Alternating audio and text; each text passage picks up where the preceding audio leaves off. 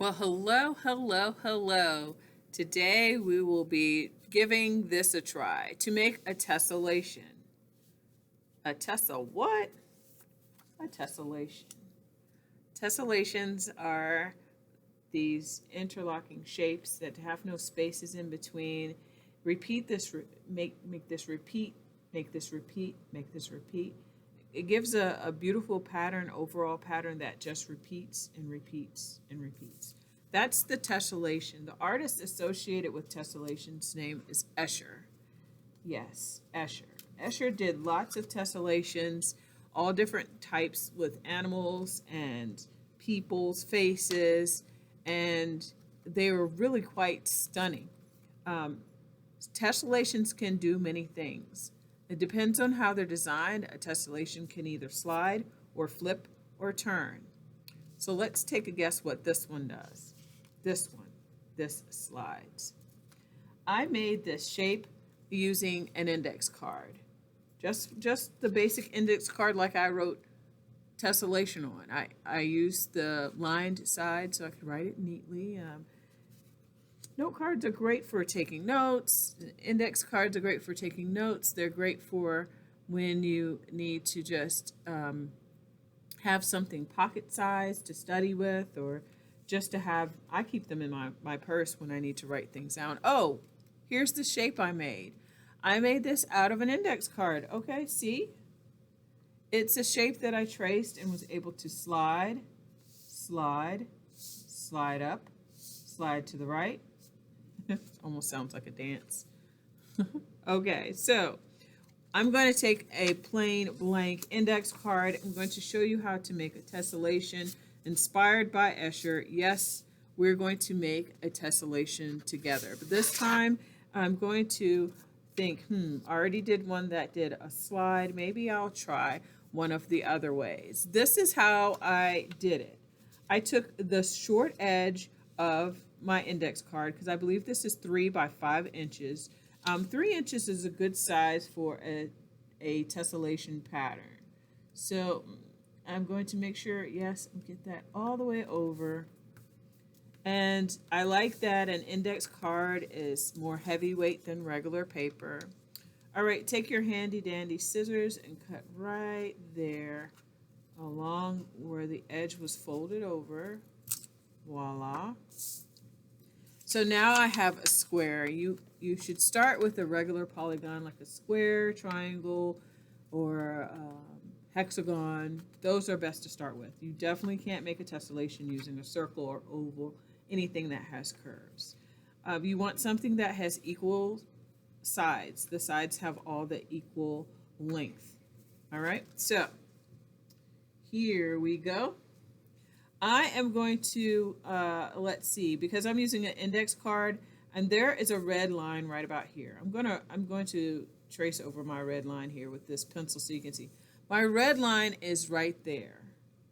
And then the line at the bottom, I'm going to trace over it, is right about there. I'm going to draw a shape that starts at the edge of this side, right there on the red line, and then comes over and ends at the end where that little blue line is. That's exactly what I'm going to do. The reason why I do that is because when I go to move it to the other side, look what happens. Okay, I'm going to cut this out. And when you're cutting, take your time, do as neatly as possible. But if you miss the line, please don't go back and trim it and say, I need my cutting to be neater, because this is just a pattern. So no worries if your shape isn't exactly how you drew it when you cut it. There. All right, so you see how it's left a space there? I think I'm going to try to do one that flips. So I'm going to put it there, and it matches up with the red line that ends right here and the blue line that ends right there. Okay, you'll need tape for this. So I'm going to get a few little tiny pieces of tape and stick them to my hand so that I don't have to move my hand when it's time to join. Okay, so line it up right to the edge and add tape. I think I'll probably only need 2 pieces of tape for this edge. There. So now it's attached. So now we have something that will flip. If you'd like, you can add a shape from this side over to this side, but guess what? You don't have to. You could totally just use your shape just like this and still get the right effect. But for me, I'm going to want this to be pretty awesome.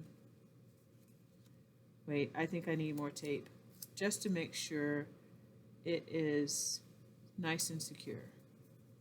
I think I'll just use all this tape. I'll use 2 on the front and 2 on the back to keep it from being too floppy and flimsy. It is. Okay. Next, I'm going to add a shape that goes from one corner to the next corner. Now, because this is an index card, I was able to use the lines to help me center this on the opposite side. But this time, I'm just going to do corner to corner. There. So when I cut this, try to cut it out neatly and stay on the line. Oh, I missed the line a little bit. I'm not going to worry about it. I am not. Okay, to corner. All right. And once again, I'm going to take this and I'm going to flip it. So the stripe side is down, and now I'm looking at the plain side. Okay, this should be interesting. Let me get my tape ready. A few pieces of tape. I'm going to do 4 again like I did last time. All right. Connect. And I don't want the tape to be showing over the edge of the pattern, yeah, because that'll interfere with tracing. Ooh, I hope I did this right. What do you say?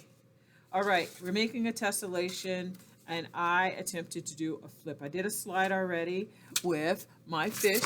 Zip. Now I'm going to grab a piece of paper. Okay, let's see. You know what? If I mess this up, you know, that happens. You can miscalculate things. You can go back and fix it. And so I'm tracing my shape all the way to the side of my paper, all the way to the right side, so I have room. I think I should be able to get 3 across and 2 down, just like I did with the fish. So holding your pattern nice and still is key. All right. So there's the shape. Hopefully you can see that. I tried to trace nice and dark with pencil so you can see it. Okay. All right. Now it's time to flip. Okay, it flips. It fits. Awesome. So I trace the next one. I'm holding my pattern so still. I'm tracing around the edge of the pattern. Oops, it moved. Tracing around the edge of the pattern, trying to keep it from moving. So I don't want any irregular shapes or spaces or gaps in between. The beauty of a tessellation is that it interlocks and fits together with no spaces in between. Okay, I messed up right here. Okay, I can fix that because I'm using a pencil today. Normally, I always use marker. So I started here. Let's put a star on the first side. I started here, and then I flip to this side that has the stripes. And now I flip again. Awesome. It's working out. My plan is coming together. So tessellations are super fun. And then what happens after you finish tracing this and getting all of your 4, 5, 6 shapes on your on your page, what you'll do then is decide what it looks like and then draw it in like I did with the fish. I looked at my shape and decided what it looked like, and I saw a dorsal fin here and a side fin here, Yes, and a little smile right there and added an eye and then voila. And then I colored in a pattern so it'd be more dynamic. All right, so we did the flipping, okay. So I started here, flip, flip. All right, now I need to do the flip this way. Oh, there we go. And so I'm not going to trace along this edge here because it's already drawn in. I'm not going to trace along there. That's drawn in already. I'm just going to have to trace along this part and then down around here. This part over here looks sort of like a nose of something. I'm still thinking as I'm tracing this, what can this be? Oftentimes Escher did people or animals. All right, so it's on the stripe side now. So I flip it to the star side. Oh, I love when a plan comes together. It's been a while since I made one of these, but I always enjoy it. I always enjoy the possibilities. What will happen when I do certain things?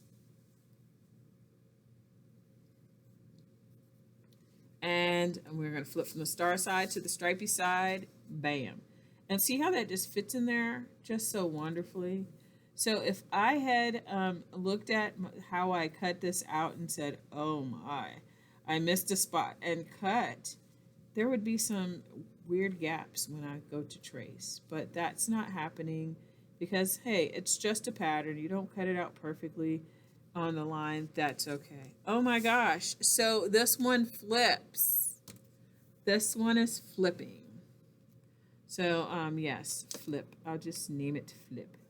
So this one will flip. Love it. So it's going to flip and flip and fit and flip and fit. And then flip this way. Flip and fit. Flip and flip. Don't you just love art? Don't you just love making amazing things like tessellations? Yes, tessellation was the word of the day. The artist we associate with tessellations is Escher, and you can make your tessellation slide, flip, or turn. So that was fun. That was great. It turned out wonderful. I'm excited. I'm going to trace this with marker and add my designs, and who knows what will happen next. Art makes you smart. This was a little art and math with you here today. I had fun. Come back and see me another day. Bye. Bye.